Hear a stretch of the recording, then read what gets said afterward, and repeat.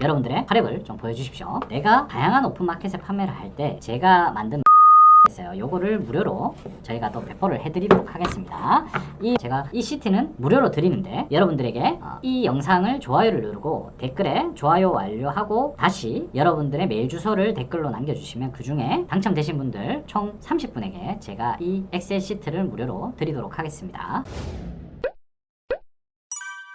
필승! 안녕하세요. 반갑습니다. 원필승입니다. 초보분들이나 실제로 지금 이 업을 하시려고 하시는 분들이 유튜브를 보고 많이 유입이 되죠. 유튜브 보면 전부 다 월 매출 5천, 월 매출 3천, 순수익 1,000만원 번다고 다들 말씀하시는 분들이 너무나 많죠. 근데 왜 그런 사람들이 2년 안에 다 폐업을 하는지가 궁금하신 분들이 너무 많습니다. 일단은 제가 봤을 때 온라인 셀러를 위탁 판매 형태로 하시게 되면 이 셀러가 그만두게 되는 형태는 두 가지입니다. 첫 번째로는 매출 자체가 안 나와서 그만두시는 분들이 많습니다. 기본적으로 남들이 잘 되니까 나도 해봐야지라고 하지만 실제로 해보시면 이 온라인 셀러를 하면서 매출이 나오는 데까지가 생각보다 어렵습니다. 일반 분들이 접했을 때는. 그래서 이 매출이 이렇게 안 나오는데 어떡하지? 답답함을 느끼면서 이 답답함이 포기로 이어지는 과정이 되게 많거든요. 결국 내 생각이 매몰되어서 자존감이 하락하겠죠. 이런 일련의 과정 속에서 매출이 지속적으로 안 나오게 되면 그만두게 된다.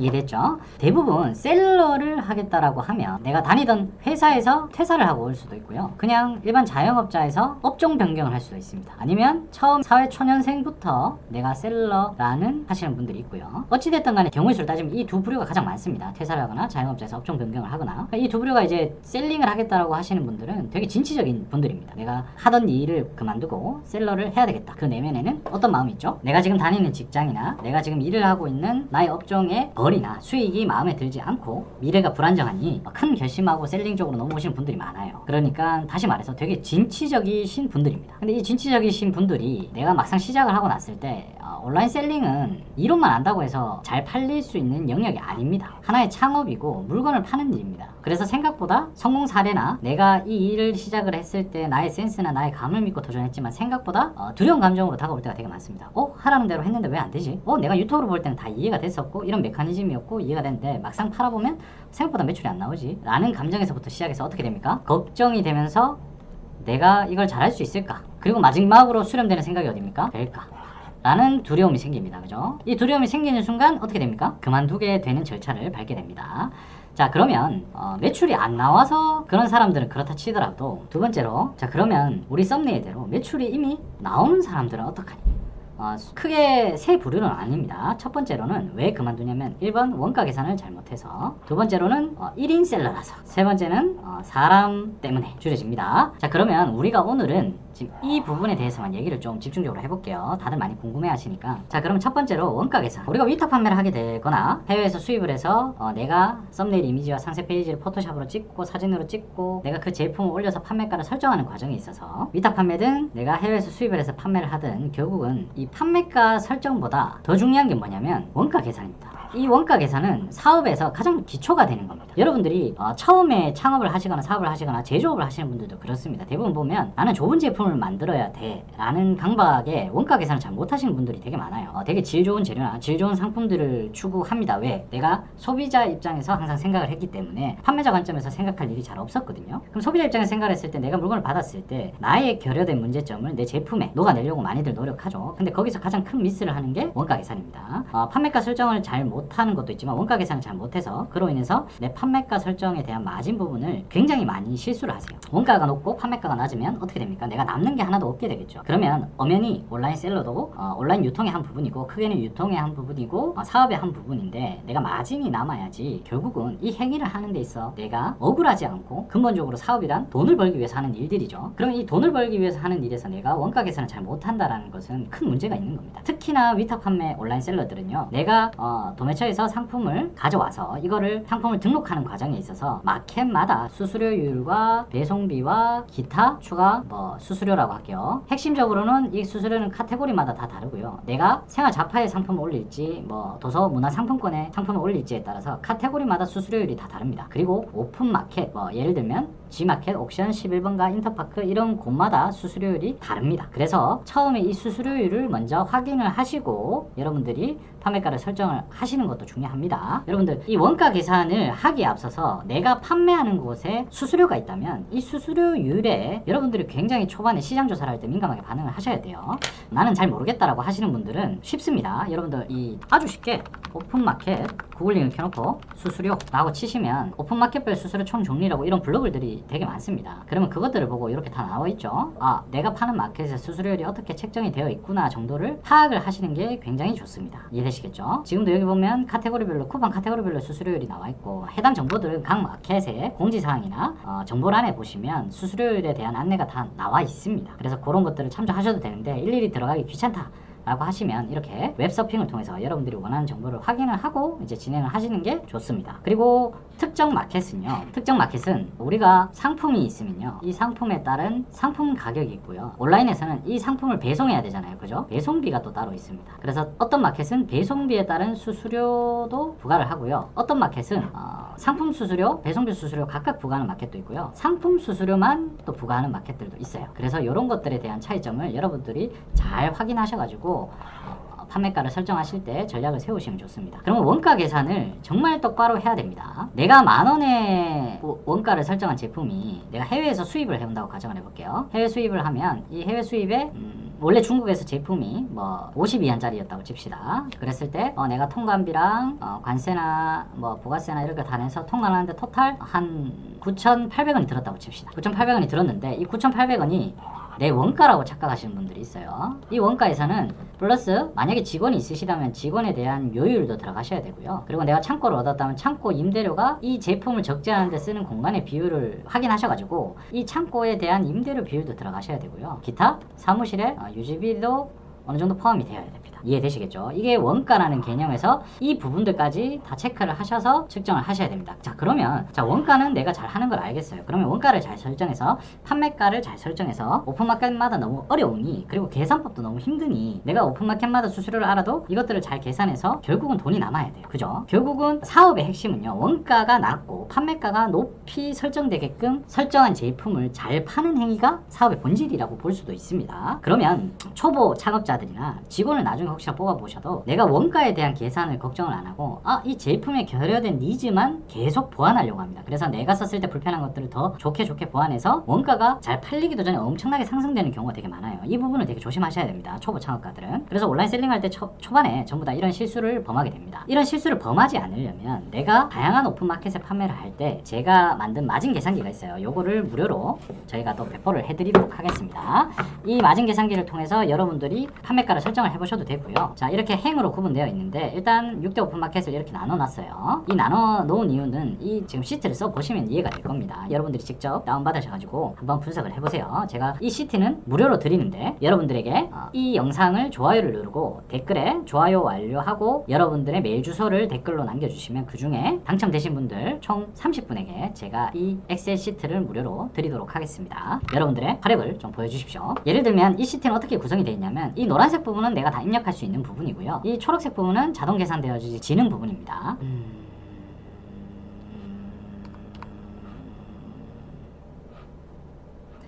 자, 예를 들어 제가 만든 파일을 보시면 어떻게 되어 있냐면 내가 소싱하는 상품의 원가, 공급받을 수 있는 공급가를 예를 들어 1,000원이다 입력해 주시고 마진은 나는 한 20% 보겠다, 마켓 수수료는 한 15% 정도 설정하겠다, 그리고 유료 배송비 3,000원으로 판매를 하겠다라고 하면 입력만 하시면 우측에 해당 열에서 계산이 다 되어집니다. 이해되겠죠? 실제 노출 가격, 마켓에 소비자들한테 노출되는 가격이고요. 그리고 우측은 최종 판매 가격은 반올림되어서 제가 올려놨습니다. 이 부분은 참조를 하시고, 그리고 어떤 걸 계산했을 때 무조건 반올리면서 올리세요. 그래야 조금이라도 더 비싸게 팔아서 정말 마진을 많이 볼 땐 상관없는데 이게 역마진이 날까 말까 한 되게 최저 마진으로 판매를 할 때는 혹시 반올림으로 올리지 않는다면 역마진 날 우려가 있습니다. 어디서? 이 공급 가격이 굉장히 싼 제품들 있죠. 1,000원 미만의 제품들은 역마진이 날 우려가 있으니 이 부분에서 여러분들이 반올림에서 항상 판매가를 설정을 하시는 걸 추천을 드리고요. 나머지는 자동 계산되어져서 다 나오게 됩니다. 그래서 이 시트를 제가 여러분들한테 드릴 건데 어떻게 드릴 거냐? 지금 이 영상에 여러분들의 활약이 필요합니다. 저도 유튜브 활동을 열심히 하려면 제 영상들은 다 광고를 안 받고 광고 설정도 안 해놨거든요. 그래서 여러분들의 활용만이, 여러분들의 한 10초의 시간만이 필요할 뿐입니다. 그래서 이 영상에 좋아요를 누르시고, 그리고 댓글에 좋아요 완료하고 다가 본인의 이메일 주소를 적어주시면 됩니다. 그러면 이렇게 적어주신 분 30분을 제가 설정해서 해당 엑셀 시트를 이벤트로 드리도록 하겠습니다. 아시겠죠? 필승! 모르겠다. 나는 이 엑셀도 다룰 줄 모르고 잘 판매하기 어려운데 온라인 위탁셀러를 하고 싶어요 라고 하시면 저희 도매 사이트에서 이 링크인이라는 버튼 누르시고 이 셀리어스에 가입한 아이디로 로그인을 하시면 상품 등록에 보시면 세트가 있습니다. 이 세트에 신규 생성을 누르시고 하단에 보시면 저희가 요거를 만들어 놨거든요. 그래서 1원부터 예를 들어 아까 제가 1,000원이라고 했죠. 1,000원까지는 내가 10% 마켓 수수료 한 15% 즉시 할인율 뭐 안하고 이렇게 할 거다 라고 하시면 이렇게 자동 계산 되어져서 나옵니다. 그러면 1,000원부터 이제 또 설정을 해야 되겠죠. 2번 체크하시고 1,001원부터 나는 한 5,000원 까지는 10% 15% 이렇게 설정을 하겠다. 그리고 세 번째 보면 5,001원 딱 자동으로 박혀 있습니다. 나머지 9,999원 이렇게까지는 마진 10% 15% 이렇게 하겠다 라고 하시면 자동 계산되어져서 DB가 다 다운이 됩니다. 그래서 요것들을 활용하셔가지고 한번 쭉 보시는 것도 추천을 드리겠습니다. 그러면 우리가 일단 셀러들이 월 1,000을 벌어도 2년 안에 폐업하는 이유에서 매출이 났을 때 폐업하는 이유 첫 번째, 원가 계산을 잘 못해서 폐업을 한다 라고 말씀을 드렸고, 두 번째로는 1인 셀러입니다. 자, 예를 들어서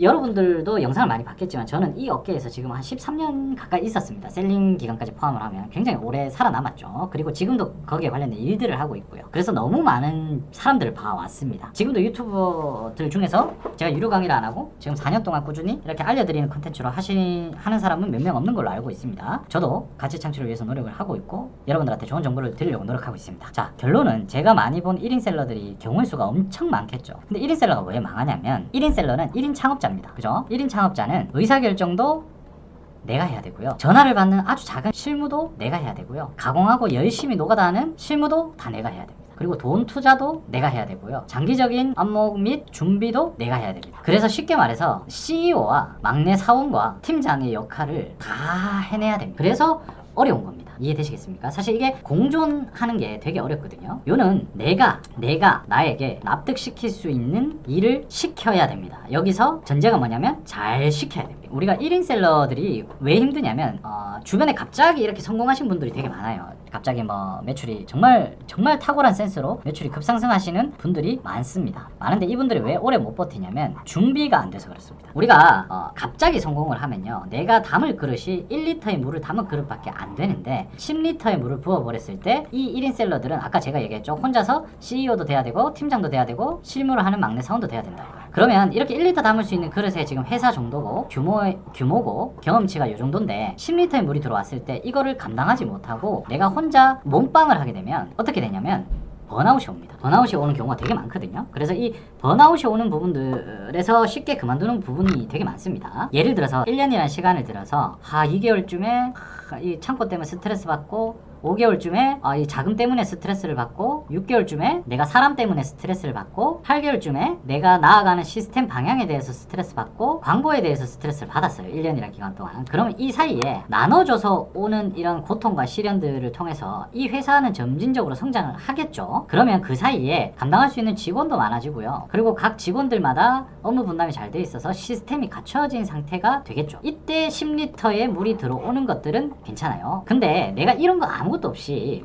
지금 나 혼자서 일하는데 갑자기 10리터의 물이 들어오게 되면 굉장히 많은 것들에 대한 의사결정과 자금난과 사람에 대한 선택도 신중하지 못하죠. 왜냐하면 일단 막 매출이 늘어나고 있으니까 급하니까 바로 뽑아야 되거든요. 그래서 이런 것들이 갑자기 증가하게 되면 결코 매끄럽게 갈 수가 없습니다. 그래서 이 매끄럽게 갈 수 없다는 이 말이 뭐냐면 흔히들 우리 책에서 하는 말이 이제 시스템이 갖춰지지 않았다라고 얘기를 합니다. 통상적으로. 그런 상태에서 매출이 늘어나는 것들이 굉장히 관리하기가 어렵고 혼자서 그것들을 다 감당하려면 번아웃이 와서 그만두는 경우들을 되게 많이 봤습니다. 그래서 준비되지 않았는데 많은 걸 받는다 라는 전제 자체가 사실은 현실적으로 그걸 맞닥뜨려보면 굉장히 컨트롤하기 힘든 영역의 문제가 됩니다. 그래서 내가 앉아서 유튜브를 볼 때는 와, 저 사람 월천 번다고? 월천 벌면 왜 그거를 못해? 왜 그런 것들을 견뎌내지 못할까? 돈을 벌고 있는데. 그런 생각들로 인해서 쉽게 판단할 수 있지만 내가 그 위치에 가보면 생각보다 이 많은 것들에 대한 고통과 시련과 의사결정과 자금난과 여러 가지 이해관계들이 한꺼번에 성장하게 되면 내가 다듬을 시간 없이 급성장하기 때문에 굉장히 많은 문제들이 일어납니다. 그리고 거기서 오는 딜레마가 뭐냐면 내가 어떤 시스템은 창업이 아니잖아요. 우리는 셀링이잖아요. 그러면 상품을 파는 매출이 거의 초반에 다일 건데 그 상품에 포커싱이 돼서 내 매출이 급성장을 한다. 그래서 내가 섣부르게 많은 것들을 기반을 급하게 막 다져 놓으면 이 상품 한 개가 뜨는 것들은 있을 수 있는 일이에요. 근데 그 상품이 계속 10년이 지나도 5년이 지나도 3년이 지나도 계속 우상향하는 상품은 이 세상에 없습니다. 상품이란 게 유행이 있고 항상 유행이 급격하게 일어나는 상품의 구매 패턴은 급격하게 또 하락합니다. 왜냐면 유행성 제품일 가능성이 높거든요. 그래서 상품에 포커싱이 되어 있는 상태일 경우가 되게 많기 때문에 내가 급하게 막 사람을 세팅하고 창고를 구하고 사무실 구하고 막 재고를 막 정말 많이 사놓고 그렇게 했어요. 근데 그 상품이 서서히 유행이 죽게 되면 대부분 내가 늘어난 고정비나 이런 것들을 감당하기 위해서 상품 소싱에 또 다른 상품을 띄우기 위해서 상품에 전형적으로 얼매여 있는 매출 구조가 돼요. 그래서 내가 10개 상품을 신규로 기획을 해서 또 올리면 그 10개 중에 한 개 성공하면 그나마 다행이고요. 그런 구조가 된다고. 내 매출이 사업의 흐름, 물길의 흐름, 돈의 흐름 자체가 상품이 뜨고 안 뜨고에 따라서 회사가 들쭉날쭉하니까 굉장히 다음에도 그 상품 하나를 터뜨리기 위해서 모든 내가 갖춰놓은 시스템이나 인력이나 인프라나 자본이나 모든 것들이 그 상품 하나 띄우는데 포커싱이 되다 보니 결코 결과가 잘 될 수 없고 유지가 되기 힘든 구조로 넘어가는 경우가 되게 많습니다. 이해되시겠죠? 월천을 벌어도 2년 안에 폐업하는 이유에 대해서 알아보고 있습니다. 첫 번째로는 원가 계산이 잘못돼서 그렇고요. 두 번째로는 1인 셀러라서 그렇습니다. 즉 다시 말해서 준비가 되지 않았다. 그리고 마지막으로 세 번째로는 대부분 정말 많이 본 케이스인데 내가 채용한 사람이라든지 같이 동업하는 사람이라든지 결국은 제일 먼저 뭐다? 사람에 대한 문제로 그만두게 됩니다. 급성장을 하게 되면 아까 말했듯이 급성장을 하게 되면 내가 준비가 제대로 되지 않아서 사람을 뽑고 채용하고 하는 포인트들이 결코 체계가 잘 잡혀있는 상태로 사람을 뽑을 수가 없습니다. 그래서 사람을 뽑는 기준도 없는 상태에서 사람을 많이 늘리다 보면 잉여 인력이 무조건 생겨날 수밖에 없는 거고, 그리고 열심히 일을 하는 사람은 또 부당하다고 생각이 되고 그 안에서 많은 문제들이 서로의 억하심정들이 얽히고 설키게 됩니다. 그래서 이 채용한 사람들은 그런 문제점을 항상 안고 있어요. 내가 채용한 사람인데 내가 정말 심사숙고 해도 뽑아도 사업 업력이 오래되지 않으면 나와 함께한 세월이 많지 않기 때문에 아무리 좋은 사람이 온다고 한들 이 좋은 사람이 되게 애매하긴 하지만 사회적 잣대로 객관적으로 판단한 기준에서의 좋은 사람입니다. 뭐 스펙이라든지 어떤 조건이라든지 그런 것만 봤을 때 좋은 사람이라고 가정하면 그 좋은 사람이 왔을 때도 이 사람을 제대로 활용하지 못합니다. 그리고 이 사람이 결코 우리 회사 안에서 좋은 퍼포먼스나 우리 회사를 나처럼 정말 회사를 위해서 헌신하는 사람이 올 가능성이 거의 제로에 가깝습니다. 아무리 좋은 사람을 뽑고 큰 결정을 해서 좋은 연봉을 주고 운영을 해도 절대로 내 일같이 해주는 사람이 없습니다. 거기서 오는 괴리감이 분명히 있고요. 그리고 이 동업을 하는 사람도 내가 급성장을 하게 되면 처음 마음과 다르게 이제 회사에 이익금이 남으니 사람마다 돈이 쌓이면서 급성장을 했을 때 예를 들어서 대표의 스타일이 2명 A라는과 B라는 사람이 동업을 했는데 A는 급성장을 할 때 재투자를 원하시는 분들이 있고요. B라는 사람은 급성장을 할 때 이익을 가져가는 걸 원하는 사람들이 있습니다.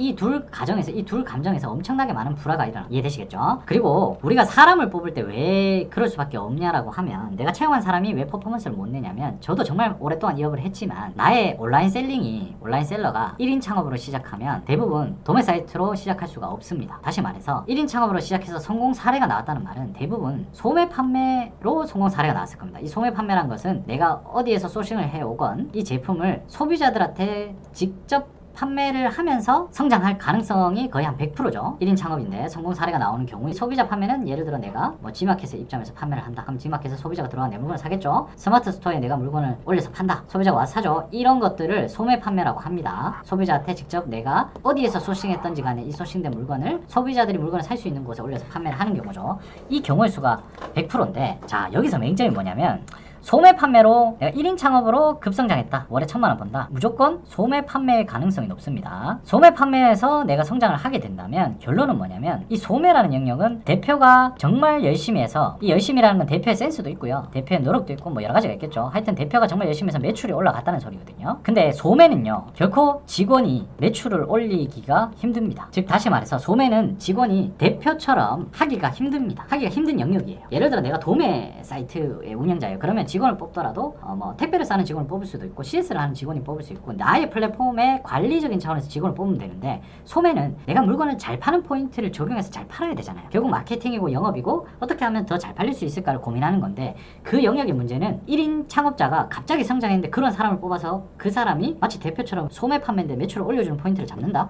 저는 거의 불가능하다고 봅니다. 정말 기업이 커진 다음에 소매로 진출해봐야 되겠다라고 해서 마케팅의 전문가, 소매 안에서도 파샬이 되게 많이 나눠져 있죠. 마케팅 전문가, 그 다음에 상품 등록 전문가, 뭐 키워드 관리 전문가, 뭐 그 다음에 뭐 트렌드 분석 전문가 뭐 이렇게 뽑아가지고 파샬로 각자의 업무를 하면서 그 일에 교집합이 돼서 소매가 잘 되는 케이스는 일어날 수 있어요. 근데 1인 창업에서 갑자기 성장했는데 내가 한 명을 뽑았는데 그 한 명이 내가 했던 것만큼 소매 매출을 책임져준다? 그리고 더 성장시켜준다? 그건 거의 불가능에 가까운 일이기 때문에 항상 이렇게 뽑아놓으면 마음은 어떻습니까? 대표 마음은 큰 결정을 해서 높은 연봉을 주고 사람을 뽑은 거예요. 그리고 이 사람이 내가 했던 것처럼 소매 판매를 통해서 소매 판매를 잘 해서 매출을 올려줬으면 좋겠는 거예요. 이 되게 여기서부터 미스매치가 나죠. 이런 거를 바라는 것 자체가 잘못된 겁니다. 근데 대부분 직원은요, 작은 기업에 가요. 연봉이 높아도 나는 미래 뭔가 좀 연봉이 다가 아니잖아요. 연봉이 다가 아니고 나름의 큰 결정을 한 거예요. 아, 규모가 작지만 이 정도 대우를 해주고 대표를 보고 아, 믿을만하다. 그래 나도 이 회사를 한번 키워보자 라는 마음으로 왔지만 창업해보자의 마음이 아니에요. 다시 말해서 이 대표처럼 내가 어떤 것들을 포기하고 셀링을 창업해보겠다라는 마음을 가져서 매출을 올린 사람이면 엄청 진취적인 사람이거든요. 근데 그런 진취적인 사람이 직원으로 누구 밑에 들어갈 리가 없다는 거예요. 애초에. 이해되시죠? 그래서 이런 생각들로 인해서 오긴 오지만 이 직원도 나름대로 억하심정이 있어요. 나름대로 본인도 투자를 했다라고 생각을 하거든요. 근데 내가 진취적으로 대표만큼 어떤 소매 판매로 매출을 올리는 영역의 문제는 이룰 수 없다라고 생각을 하시는 게 맞아요. 그래서 이런 문제들 때문에 다들 많이들 힘들어 하십니다. 이해되시겠죠? 이런 문제들로 인해서 우리가 사실은 월 1000을 벌어도 2년 만에 폐업합니다. 또 월 1000 벌었다고 자랑하다가 2년이 지나면 슥 없어지는 분들이 되게 많죠. 그런 이유가 지금 제가 말씀드린 이유들 중에서 하나로 대표적으로 꼽힌다라고 생각을 하시면 이해가 빠르실 거라고 생각이 듭니다. 자, 오늘은 이렇게 월 1000을 벌어도 2년 안에 온라인 셀러들이 폐업하는 이유에 대해서 한번 알아봤습니다. 이상입니다. 다음에 더 좋은 컨텐츠로 또 촬영을 하도록 하겠습니다. 이상입니다. 필승!